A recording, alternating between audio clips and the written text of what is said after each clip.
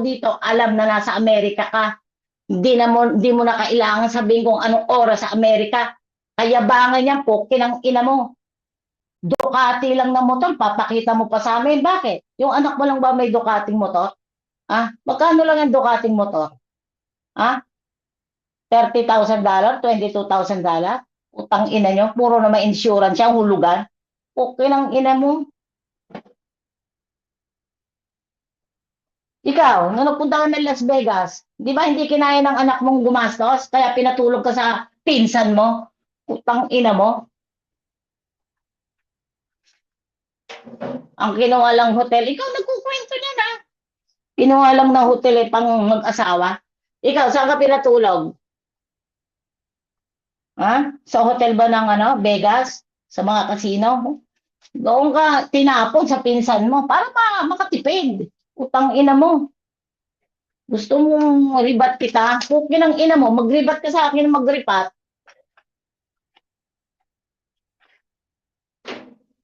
Ang ina mo ah. Ang ako, kaya ako naiinis kahit sabihin nyo pa nagmelto na kasi ayoko kasi sa taong sinungaling, putang ina mo. Ayoko sa taong sinungaling. Kaya dyan ako buwisit sa mga pa-epal lang dito. Epal lang kayo, putang ina nyo. Ayoko talaga ng may GC. Kaya ka umalis. Pero ikaw naghahatid sa GC ng mga, sa ano nyo sa GC nyo nila Mami Elsia, nila Stella. Ikaw ang naghahatid doon ng kwento. Utang ina mo, kala mo hindi ko alam yun. Kwento ka ng kwento doon. Mga pinag-uusapan sa GC ng BFT. Kinukwento mo doon, pukin ng ina mo. Kaya lang, nakakahalata ka na, kaya ikaw mismo ang umalis. Diba? Para masabing ikaw ang nag-left, ayaw mo na ng GC. Pero ikaw ang naghahatid. Gaga, ulo mo.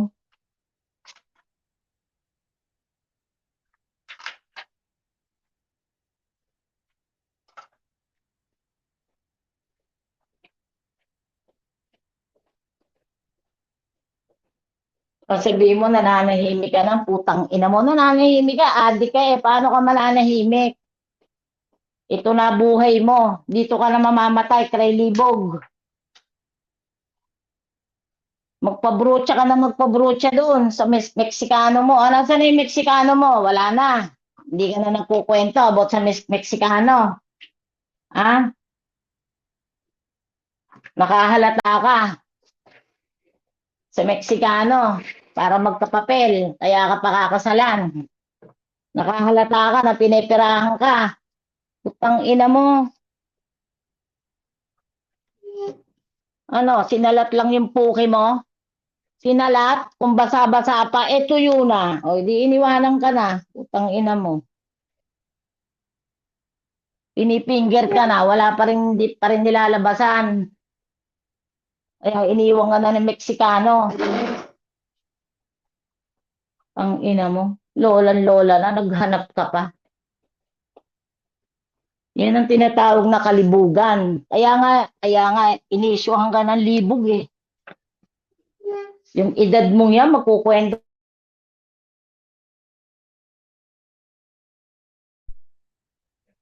Malapit ka na maging lola sa tuhod ah. Ganyan pang inaasal mo sa Sokmed. Putang ina mo. Ducati. Ang anak kong nurse, ang anak kong Navy, ulul. Utang ina mo. Lahat ng tao dito may mga anak na professional pero bukod tangi ikaw lang ang ito lang ang nagsasabi ng ang anak kong ganito. Pareho kay ni Joanne eh. Iniba nyo na pangalan nyo eh. Ng mga anak nyo.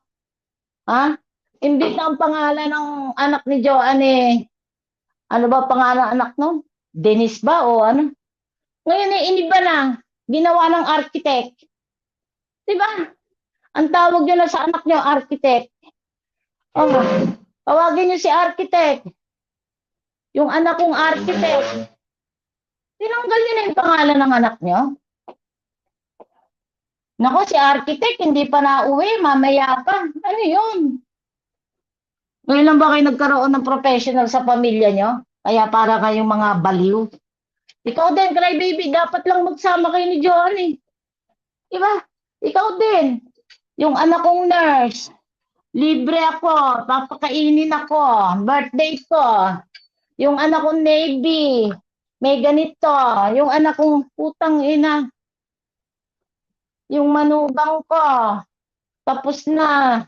Meron ng sariling salon. Dapat ang pinangalan mo sa manugang mo, salon. Si Salon. Diba? Ulang na lang, pangalan dakan yun, natapos ng mga anak ko eh. Parang ngayon lang yata kayo nagkapagpatapos ng mga anak na akala mo eh. Ang ina nyo. Oh, eto bahay ng pinsang ko sa Las Vegas. Oh, ang ina mo. Kakain kami sa buffet. Ganito, ganyan. Ganito, ganon.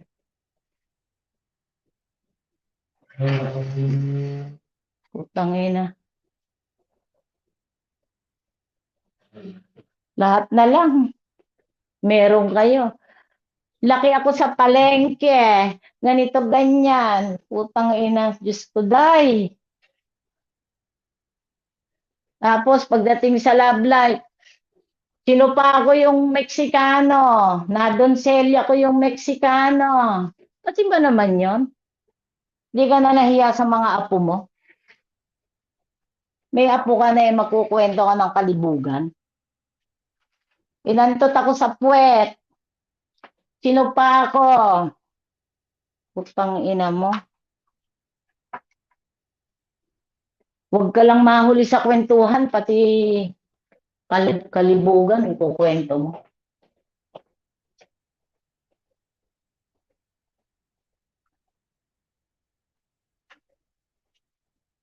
Kasi ang gusto mo, hindi ka mahuli. Lahat alam mo rin, lahat meron ka. Yan yung tinatawag na inggit. Kaya, yung mga inggit-inggit, kailangan meron din kayo. Kailangan din rin kayo mahuli dito sa SOCMED. Kailangan ipakita nyo meron din kayo. Kung hindi rin lang tinatanong, huwag kayong masyadong ano. Hindi naman tinatanong kung anong sasakyan ng anak mo. Sasabihin mo, may Ducati. Putang ina mo, Ducati. Dito yung gawa sa Italia. Motor lang na Ducati. Putang ina. Siguro kung coaching Ducati, pwede pa. Pero yung motor, paano lang yan?